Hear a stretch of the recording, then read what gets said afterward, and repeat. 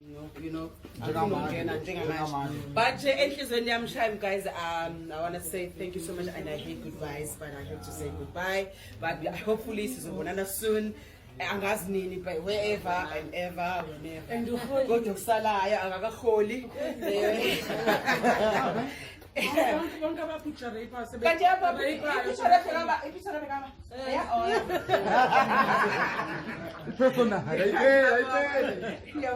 Guys, the crew.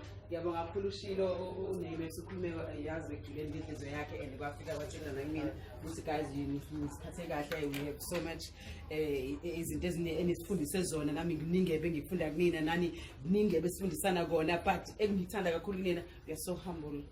We're so humble. It's very hard to get abantu abafana nani abazosebenzisa kahle and even inzima ikhatha inzima zifika, but you keep on pushing. Thank you so much.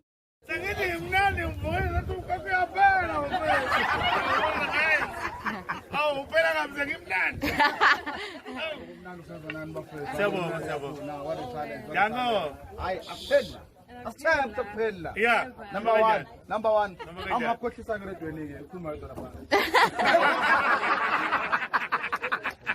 Sure.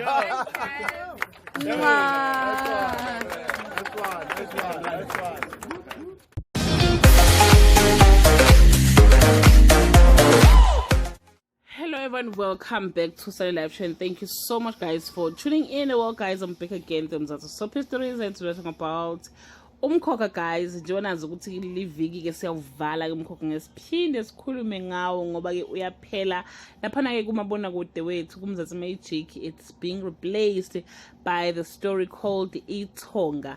So guys, I just want us to check, to check lama characters bese uyashoke wena ke lapha ma comment section ukuthi ke iyiphi character noma ke iyiphi character obuyithanda kakhulu, obuyithanda nje kakhulu nomathi iyabheda noma thi wayenzani, kodwa kusho ukuthi uyabona ke this one nailed i-character yakhe.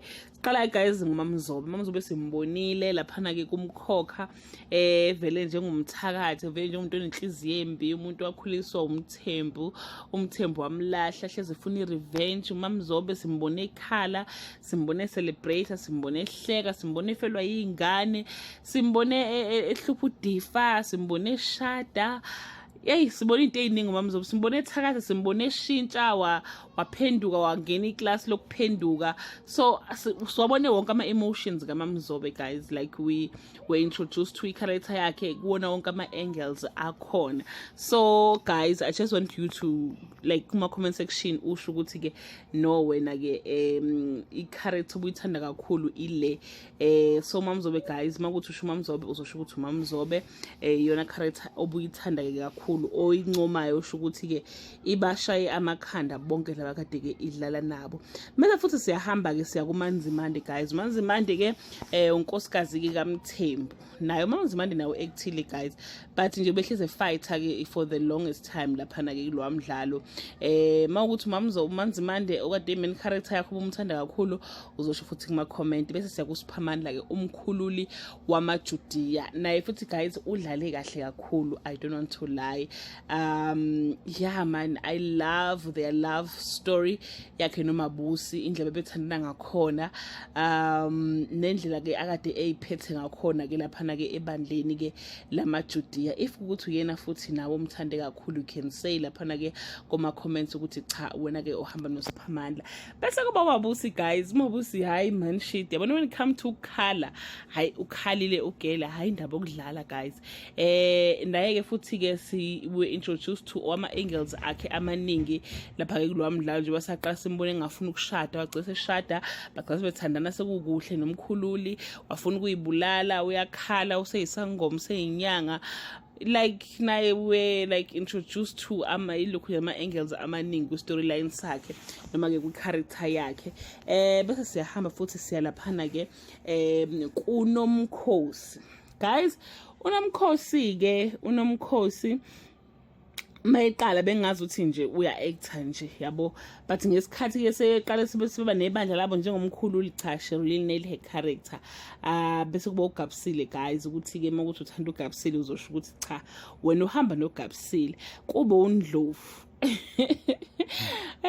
uDlovu guys uyidlalile indima yakhe, uyidlalile i-character yakhe, uyidlalile kakhulu kwaze kwafika la ekutheni abantu abaningi bengasamfuni bethi kade ujeza nini uNdlovu. Cha, sibonga ukuthi ugcine ejezile guys uNdlovu. Bese kuba ke uKhulekani ke waqala ke njengomzalwane njengomKristu, bamkhipha abantu ke bacasuka futhi ukuthi why are they taking him out from Christianity to uJudea, waba umkhululi wagcina seshona ke futhi naye laphayana. So guys nje like on the comment section just write ukuthi wena iyiphi ke noma i-character ubuyithanda kakhulu ke ukudlula ke amanye kulama character ke esesiwabalile ukuthi cha wena uhamba nale. Mina nje guys ngiyimi cha uMamzobe umuntu wami bengimthanda kakhulu, kanti futhi ke singibona ukuthi uba nomunye Nondlovu Mamzobe noNdlovu my main character on Umkhokha. That brings us to the end of this video. Do leave your comment below and share your opinion.